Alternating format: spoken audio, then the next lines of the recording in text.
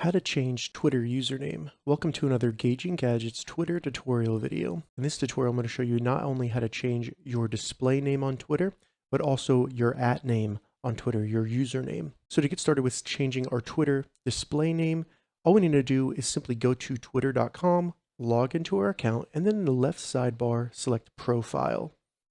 This will bring you to your profile on Twitter. From here, just find and select Edit Profile. And then as you can see here, I can change my display name and just select Save at the top right, and then that will be updated accordingly. Now, if you want to change your Twitter @name, this is the name that you share with people so that they can follow you on Twitter. To do that, we just need to go into the left sidebar again and go to More. Select More. Once More opens up, select Privacy and Settings. And then in Privacy and Settings, make sure you go to Your Account, and then from there, go to Account Information. You may have to enter your password. Once you've done that, at the very top, you'll see username, where you could select that, and then you could change and edit your username however you want. They have some suggestions below.